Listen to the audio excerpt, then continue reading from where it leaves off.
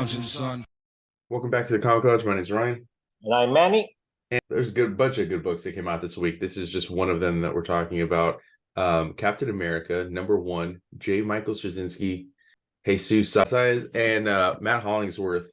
And this is a book, when it was announced, I have to say, I was very happy about, because I haven't pulled Captain America in a while. I kept trying with different runs, and it wasn't what I was looking for. The Ta-Nehisi Coates run, I did pick up the first couple arcs, but I kind of fell off. The most current run that was happening that preceded this, wasn't reading. I don't know about you, but I wasn't checking that out. I was not either. I mean, obviously, like, Cap has had some great runs prior. Like, you go back to Ed Brubaker, his run kind of that led into like Winter Soldier, and that stuff's already been adapted into film, like what he did on there. And, he's on there for a long time.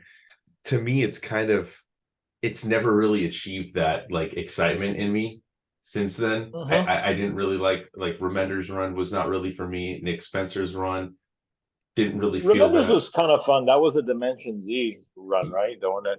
Yeah, but it's not something I've gone back and wanted to reread. Gotcha. I did read the first arc again, like, maybe a couple of years back, maybe a year and a half ago. And yeah, I don't know. It wasn't what I was looking for in a Cap comic.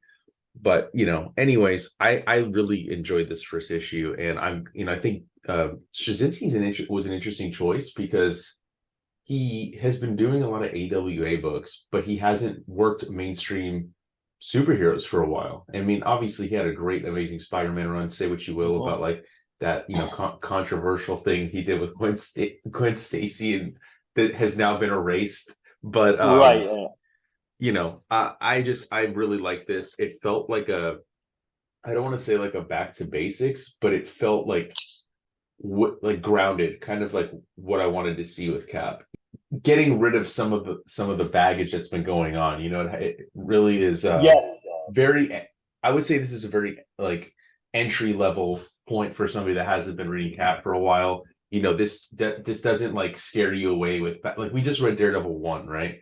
And that was very tied into the way the last run ended. This one didn't feel that way. Yeah, this is a very good like setting the table kind of like issue, like, and you nailed it when you said like, it's perfect with just anyone that has any, even just like a passing knowledge of Captain America. Yeah. You got a great setup with him living in the apartment building, and that's always a great setup too, because it allows you to create sort of like a good like supporting cast like with the other tenants, and you can tell that he's building towards something here, and setting it up so that you can just sort of pick up the issue and start reading it and enjoying it. I love this. This is a brief mention of something that happened before, but not really. Yeah, it doesn't like, you're not like, oh man, I need to know exactly what happened. Like, you're cool. I love this opening, like with it. It's just, you got the close up of his eyes, and there's this like giant like metal, I don't know, wolf looking thing. I don't even know who this is. And he's just on the motorcycle on the roof, and he clears it and just jumps to the window. And he's like, I'd be lying if I said I didn't enjoy this part just a little. Yeah. I love that. It's awesome, dude. And then he takes out this like random dude who, again, like, they don't really say who it is. And then that's where we get, like you were talking about just a second ago, is like him in this apartment building. What I really love, and this isn't like really spoiling, but I feel like it's important to just mention now, is that this is the building he grew up in. I think that's awesome, dude. I mean, it just adds like something different to it, and this apartment building's about to get sold, and people are going to get kicked out. And so what does he do? He calls Tony. I love the conversation they have too. It's really funny. The conversation was great, dude. I mean, this might be the best thing I've read from JMS. I can't even say it. Like, I immediately fell in love with the book already this far in. Asking Tony for money, and he's like, hey Tony, I know you're probably up to your eyebrows building Iron Man suit version 83,247,619. And then Tony comes back, or because he needs a loan against his Avenger salary, and Tony comes back, he's like, actually, and then he gives him a number that's like three numbers lower. Yeah. Like that made me laugh out loud, dude. But yeah, so he's like asking, basically, he's like trying to assume what Steve wants the money for. He tells him he's getting into real estate, but it's really just to buy the building and have it rent controlled. And now he's going to start doing renovations. Such a simple little concept, like to put Steve in this light, because he really is. Like, you have to think about Captain America is a hero of the people, right? And that's when he's at his best. I think when you have that kind of human connection, that everyman, even though he is a super soldier, he is that everyman type of character. Like, I've never really thought the comparison of Cap and Batman, which like I think in the 90s it always like that would be like when they square off, people would be like Cap and Batman is because they're quote unquote normal guys. Yeah, but they're totally different. Totally different, yeah. But I just love the way Steve's written in here. And this lady just comes to give him like dinner because she knows he's probably like skipped out on some meals. Again, just like these small interactions, like you talked about, like loving the interaction between him and Tony. I love this too. I do too, and you were saying earlier, that Cap is great at being like the everyman, and like this situation that Straczynski is putting him in is a perfect way to sort of show you that, like the way he's interacting with like this lady, and then later on you see him interact with other tenants and people. Like, you really see Steve here. You're seeing more of like of Steve than you are of Captain America. And I kind of like that, to be honest with you. I like that we're getting to see the man under the mask more, to kind of build that out, and to it feels like he's stripping him down, like to the basics. I hate to say that, but because it doesn't feel like a back to basics kind of thing, but it does feel like we're getting to know the man so that we can see the hero, to kind of see his motivation, see why he does what he does.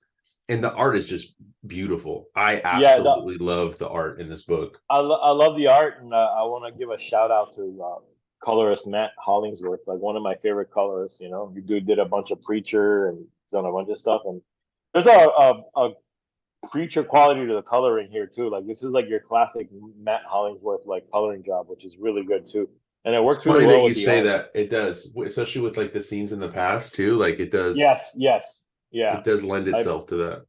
So a really good job there.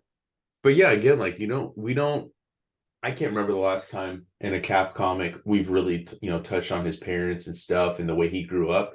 And I think yeah, you're right. They never really mentioned his parents much at all. Yeah, so I think it's cool. He's talking to one of the tenants at his building and talking about how his mom died when he was young, and like he was only 14. And then he was on his own from then until he was 18, until he became Cap, talking about how his dad wasn't really around, but they used to go visit the cemetery. And I love how you just see as he keeps getting older. And then finally in this final panel, and you just see this like stark gray overtone, of now both parents are gone and he's just got to do what he has to do to get by. And I love that. She's like, how did you survive? I got by. And he's just standing with there's three shadows. He's got a bloody nose and he doesn't, no fear in his face. No, it's like his face is still the same, Yeah. But yeah, like it lays a groundwork of like why he's in this building and why it's important to him. You go back now, he's being evicted and the guy tried to, help him as long as he could. And they mentioned like storing some of his mom's stuff away in some sort which of I think is going to be important later. That's what I was just going to say. It felt like there's a reason that this conversation just happened besides the fact that he's getting kicked out, and he didn't. I feel like there's two things, right? Like, he's getting kicked out, so he wants to make sure other people don't feel that same way that are on hard times. At the same time, like, what is being stored for him? Or it might be something he doesn't even know is there. I think that's kind of like Chekhov's gun. You don't bring it up unless you're gonna plan on using it later. These two panels are amazing. I love how they really are. Like, the emotion in both of them is phenomenal. The storytelling is really strong with the art, dude, I have to say. And then he goes into this like underground storage. He's coming out, and then we get one of his neighbors. We get Sue Storm just like casually walk up to him. I love again, dude, the conversations, the dialogue in here is so good. Like even the conversation between Sue too is funny. Like, oh, Yeah, Psycho Man managed to bring back his daughter, kidnapped, from the multiverse, getting everyone from elsewhere in the subatomica multiverse. in the microverse. Yeah. And he's like, did you really just say multiverse, microverse, subatomica, Psycho Man, and I'm guessing Psycho Daughter all in the same sentence? And she's like, no, Psycho Daughter would be weird. He's like, okay, Psycho Woman. Alrighty then. And it's just so stupid. And so then he goes on like a quick little adventure, but again, it's just something that's told Yeah. in one page. And I like that this page is like the only sort of like crazy shit that we see in the whole issue, like as far as like superheroics go. And it's such an awesome page too. Like because Yeah, it really it is. kind of reminds me, like in the background where you see this, it kind of reminds me of like the old Fantastic Four Kirby's, where Kirby would use like photo reference as the background with like Yes, planets in yes, when space. he would do the collages. And then he comes back and he just like he's so exhausted he just falls on the front lawn, but he can't because there's another crime taking place. And like you said, like Cap's And not in costume in most of the book, but this is like yeah, where we get him in costume. And this he mentions here quickly too that in the subatomica where he was, it was days. So I mean, he was gone for 2 hours on Earth, but it was days from his perspective. So he's been exactly. fighting in an alternate dimension for days, and he just comes and takes out these guys. Yeah, I and love the look, scene too, though, when he almost gets shot. I know, and this guy that just crashed into the tree with his Yeah. family, like Cap behind you, and then you just see the shield fling. I love how it breaks the panel Yes, to hit him in a different panel, which is in a different plane of existence. I just think that's awesome. it is, and it's a good choice. Like a lot of artists would just have like the actual moment of impact. It's kind of like a nice like different alternative you don't see often. Oh yeah. I love this scene too of like a flashback with him like basically squatting in a building, and you see like you start to see like what a part of his life that we've never seen before, like you mentioned.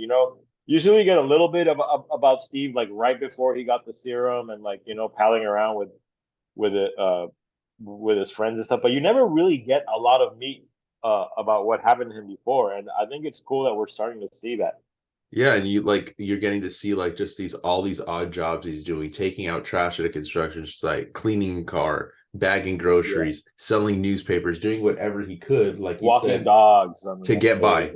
Yeah, just to get by, right? And I love this, dude. I love this where he's dragging the trash and the look in Yeah, his face, dude.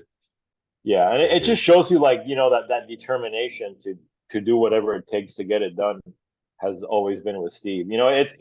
It's just adding more layers to the character, and I think it's great. And I like this character they introduced too, like the handyman, the guy that saves him. Again, adding another character to the supporting cast, and it's a good setup. I like the idea of him in this building. Now we're gonna have a couple of people for him to bounce off, and almost have like an extended family.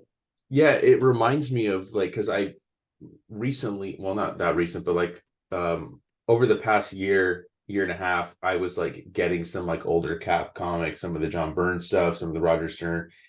I forget who was writing the book at the time, Group Mark Grunwald, when he was living in an apartment, and some of the supporting cast were people from the building, like they'd Hmm. always come up. So I like that about Cap, like when he's just kind of in the mix. He's not living in a mansion, he's not living in some high Yes, rise, he's living down in the Bronx. And so yeah, I loved this interaction. Again, him being helping somebody, not giving them a handout, right? He's like, I'm going to put you to work.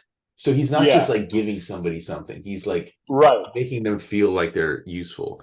And then we get And this he's like, fair. He says that I can pay union, like the union standard. yeah. Like he's like you said, he's not doing handouts, but he's giving someone a great chance. And then we go into like South America, which is 2 years in the past, and we get this like this I don't know who this dude is. I don't, maybe I just don't know, as Asmodee. Like I've I never don't heard. know either. I Yeah. didn't recognize if this is something new that Straczynski or if it's part of Marvel lore. Yeah, so it's this dude Travis Lane with this other guy. Like, so does he take on the identity of Travis Lane? Because I thought it was the guy with the white hair that was Travis Lane, but then it's this dude with like the that's with him. Yeah, yeah, yeah. So yeah, it's in your lane. I do not work for you. And then they get to this like weird temple, this like weird like Venom Carnage like type looking symbiote kind of comes out of him and just and then kills him. And then so that's what I'm saying. So like he takes on the identity. So it's not really him, because when you go back now into the present, which is a month from then, he meets up with this like scientist from AIM. He's recruiting her, and you don't see the plan he has, but she's like, okay, you got 5 minutes, and then it's 5 minutes later, she's like, done. Okay, I'll make calls. So whatever he said, he completely convinced her. And even for her to say that, I've heard so many half-baked harebrained supervillain schemes in my life, this is the first one, the only one that makes sense and is actually achievable. And you got to wonder like what that is. And I guess we kind of get a hint towards the end of the book, but I still have no idea where this is going. And I think I'm excited to see what's going to come from it, you know? Yeah. And again, I like that. Like, you know, we've had a pretty much sort of, I mean, the Fantastic Four, one pager aside, had a pretty grounded sort of like story until now. And then like now you start seeing like these supernatural elements being brought in. So, you know, he's also building something pretty big, I think. So I'm on board, man. I'm gonna check out the next few issues. I like you. I hadn't really been reading Captain America, nor is he a character that I've read him here and there, but I've never really, I think, had like a substantial amount of time where I've read a Cap title, other than the Ed Brubaker stuff. I did really like that, but yeah, I mean the Mark Waid, Ron Garney stuff is great too. That's yes, it is. Favorite. Yeah. But yeah, so this is where the big spoiler is. So if you are still watching the video and you don't want to know what the last page is, turn it off. But this is where it gets crazy. We're in the past. He's at some like rally, and then it's Nazis, like join the German American Bund. And so like this is where I don't know, like this is kind of like what Nick Spencer did a little bit in the sense of like going back and revising history with the Cosmic Cube, but I wonder what this is going to entail. I wonder too. I mean, I know from history, like you know, before America entered the war, there were like, you know, Nazi sympathizers and rallies in the US. I don't know if that's what this is supposed to be. This big? That's what I'm wondering. Yeah, I don't know. I don't know enough about the history, but that is pretty big. Yeah, I don't know. That to me, that's where my mind went to. Because I know that there were Nazi sympathizers, but I doubt that they were like this big rally in a park out in the open also. And this looks like to me like it's like Central Park or something. Yeah. So it'll be interesting. I was on board like 2 pages into this book for this run. So I'm excited to see where it goes. Obviously we get a Spider-Man cap in the next issue. Which I love that cover too. Great start to this run. I can't say enough good things about it. It's hard to like pick a favorite book for the week because there were a lot of really good stuff, especially and I haven't even read all of them yet. Yeah, especially all the ones we're talking about for the week. So definitely go pick up Cap, hit up your shop. I'm sure they have tons of copies, a lot of great variant covers for this one as well. Make sure you like, follow, subscribe, hit the bell icon so you're notified every time a new vid drops. And on that note, we're out.